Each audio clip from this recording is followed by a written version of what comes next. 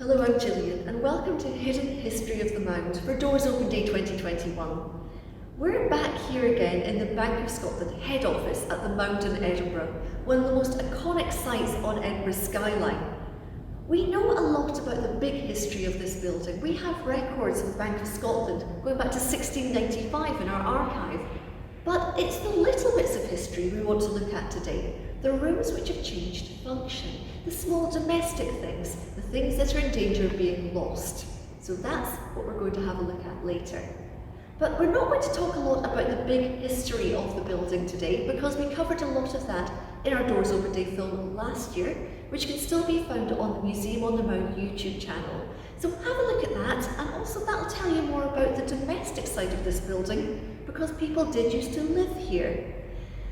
But just briefly to touch on our history, this building was opened in 1806. It was the first purpose-built headquarters for the bank.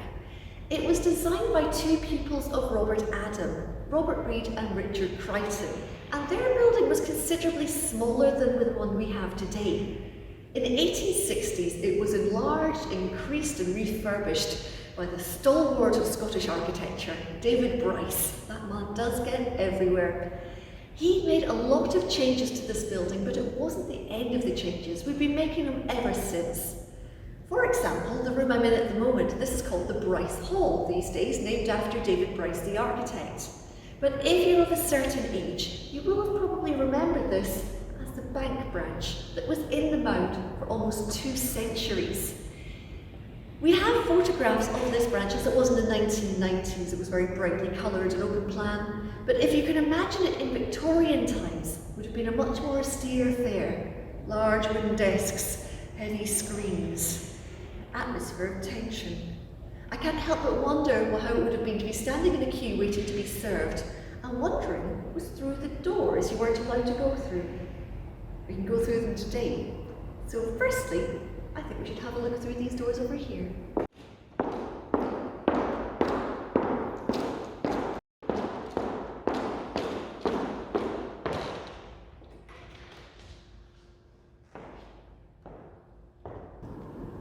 So the room we're in now is this beautiful meeting room with very distracting views. You might be able to see over this way, we have Edinburgh Castle behind me, and if I was to go to the other windows, we have Princess Street Gardens on the other side. How anyone does any work in here is beyond me. But originally, on David Bryce's plans from the 1860s, this was the Accountants Department. And we're lucky enough to have a photograph of the Accountants Department working in the 1930s. It does look like a very austere place to be. We're luckier still that we know about someone who used to work in that department long before the 1930s. Indeed, he started back in 1866. The man in question was called John Miller Gray, and he began his career in this room aged 16 on the princely salary of £5 a year. Now, he did stay for quite some time. He eventually left 18 years later, by which point his salary had gone up to a very impressive £150 a year. But still, the bank was not to be his career forever. He had more artistic endeavours. He left us here just to go a short distance down the road to become the first keeper of the Scottish National Portrait Gallery. Over on the other side of what used to be the old branch is this strange little narrow door. This isn't original to the building, and it wasn't here when there was a bank branch in use. Instead, what was here was a hatch through which money was passed. So why don't we go through the door and see where the money ended up?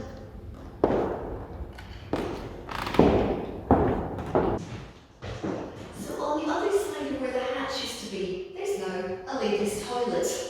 Wasn't always a toilet though. It was once one of the most important rooms for the entire branch. Behind me was the cash safe. All of the money that passed through that hatch would then be deposited safely in this room here. Through the bank's 200 or so years of having a branch here, there would have been millions, possibly billions of pounds in that room behind me. And I can't tell you too much about how it operated because frankly the procedures are still fairly similar in branches today. But let's just say people weren't spending a penny in this room. It was more like millions of pounds. There's another very important little room just in this corridor here. A cupboard really. This one here with these lovely handles. This was where the lead ledgers were kept for the branch. The huge books that contained account information and other important facts. We relied on ledgers well into the computer age, and of course they had to be stored securely. So every morning they were taken from this cupboard, which was unlocked, taken into the branch, and at the end of the day the process was reversed and everything was locked away. We'll talk more about ledgers later on. They were certainly a very important part of banking life. But there was one other room in this corridor that was very important, and it was one of the busiest rooms in the building. It was the Correspondence Department. So this is another room which has changed its functions many times. These days it's an office, but back in the mid-20th century this was the Correspondence Department. Sadly, we don't have a photograph of the Correspondence Department when it was operating here, but we have very good descriptions of it and a very similar sounding photograph from Halifax Head Office Correspondence Department. The description we have of this room was a series of large wooden desks with high stools where the mail would all be sorted, and along the wall there would be a series of cubby holes, one for every single branch in the country. So if you sent any mail to a branch by a head office, this is the room it would end up in. So we're in another part of the headquarters that you might be familiar with if you ever used this building when there was a bank branch here. We're in the main entrance foyer. There was certainly a lot of demand for accounts here at the Mound. Anyone could have one, but there was a waiting list. They were so popular. We did certainly have our fair share of very wealthy customers, however, and many of those customers had valuable items they wanted us to look after. So what would happen if a duchess came in wanting her tiara secured? Well, better follow me, Your Grace.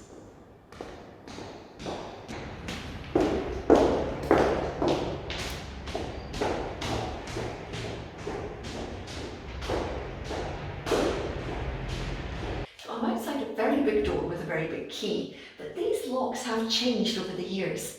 Originally there were 2 combination locks here, and the combination for each lock was kept by a different person. It's what we call dual control. It's a very simple way of stopping one person from breaking into a safe.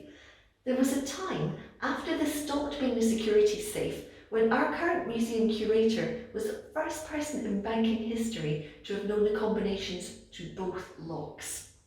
But nowadays I have a big key, so let's see if I can open this very large door.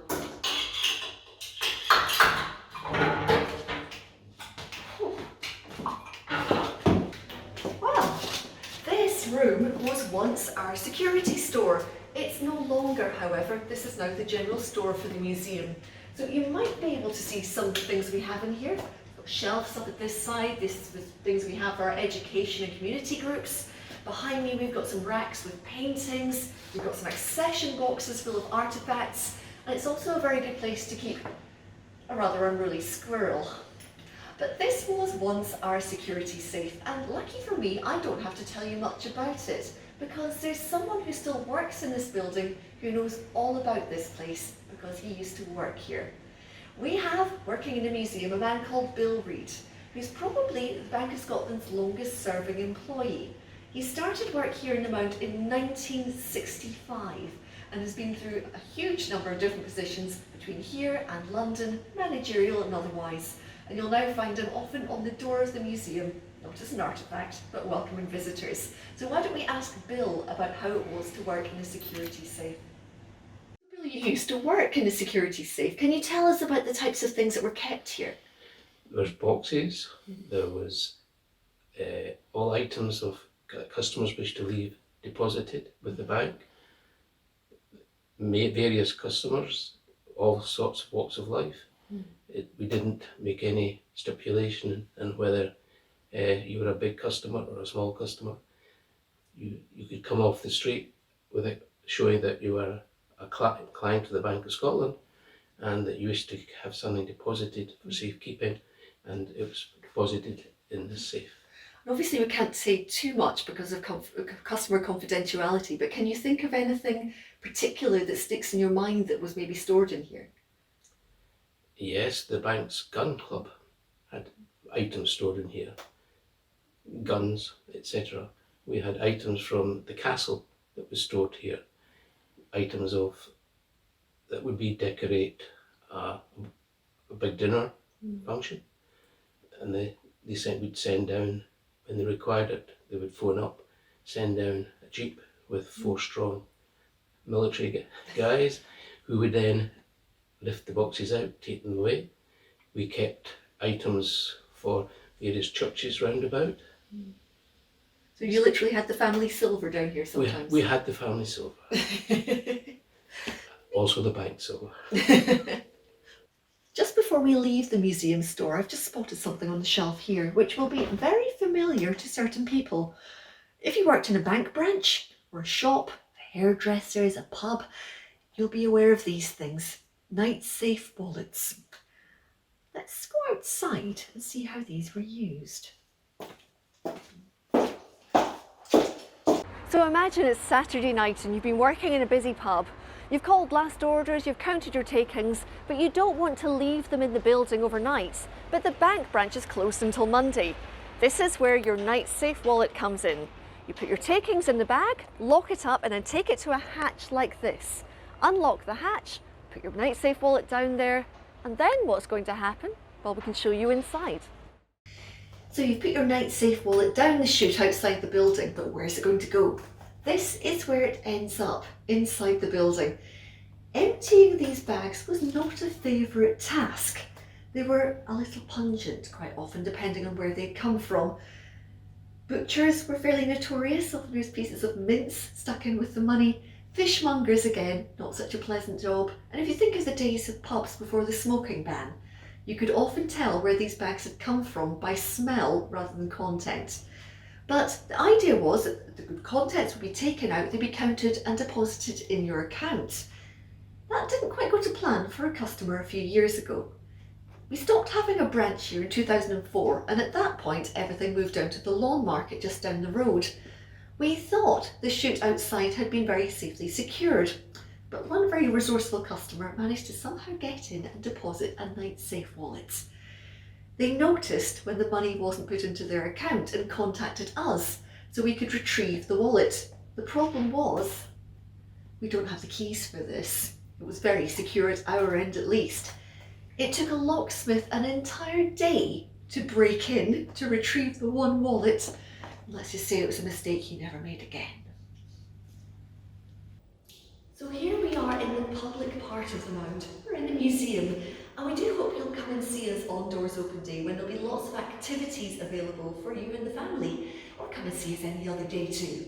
But this room is our lecture room, and this is where we have our education sessions and community groups. But you might notice we have a huge door on this wall here. This door is quite special, and if I try to open it, you'll see how huge this is. This was once an outside door.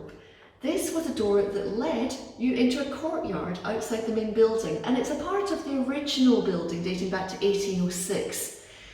So after that point in the 1860s, it became an indoor feature, and there's nothing behind it, it's just a brick wall. But these days, if you come out of this door, it doesn't lead you into a courtyard, it leads you up towards our ladies' toilets, which is surprisingly where I'm going to take you next.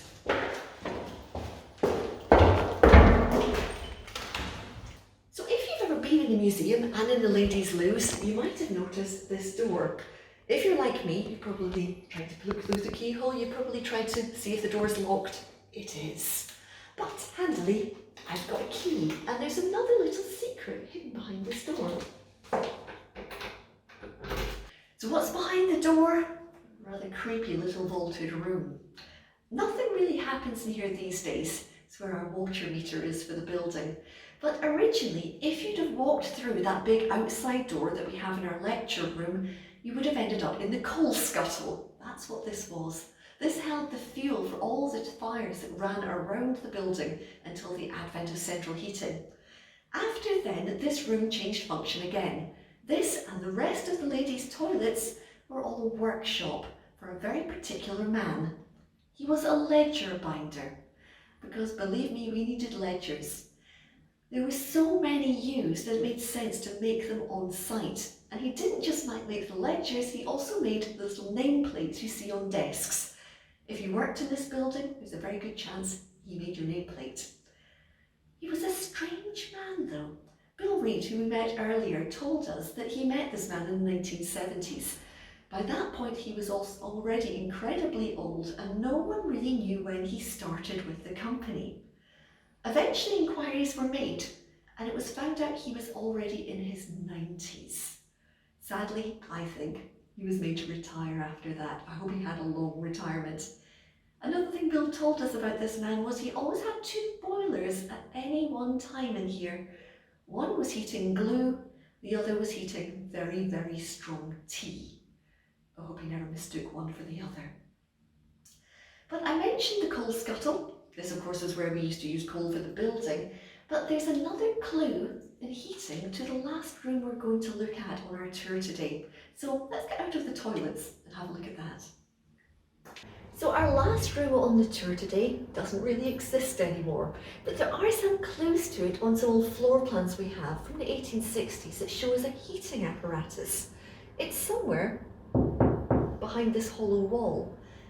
Over time it was a furnace and it had a different use because there was a room here where we destroyed millions of pounds worth of banknotes. These days, of course, we mainly use polymer notes, the plastic ones, and they will last much longer than paper banknotes do. That's not to say they don't get destroyed eventually. And when they do, what happens is they're turned into small plastic pellets, which in turn are made into things like this. The next time you buy one of these for a £5, consider the fact there could have been thousands of pounds worth of notes went into it. But before we had the plastic notes, we had the paper ones, and there were a few ways of getting rid of those notes. In the latter days of note use, we shredded the notes up, and we have things like this here in the museum, the most expensive confetti you could ever imagine. This was eventually composted and recycled, but before we shredded notes, we used to burn them. And that's what the furnace behind me was for. There really weren't many concerns about air pollution and air quality in those days. We were burning notes right in the city centre. And although the room doesn't really exist anymore, we know the furnace was here and the room continued on in the office in this direction. And we have a few glimpses of that office in a film that was made in the 1970s called Money to Burn, which has a particularly groovy soundtrack.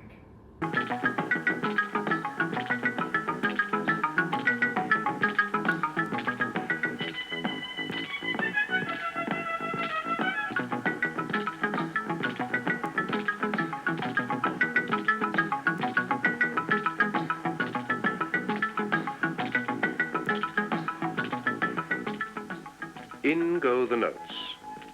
And somehow it's hard to realise that now they're just pieces of paper. Lots of precautions were taken when we were burning notes here in the Mound, including putting a sieve-type mechanism over the top of the chimney pot. This was to ensure that no stray notes went straight up the chimney and outside. Who knows, it may well have happened. But sadly, that's all we have time for today on our tour of the hidden history of the Mound. We hope you've enjoyed it, and we hope you can come into the museum to see us, where we can tell you more about the history, hidden and otherwise. But for now, thanks for watching, and goodbye.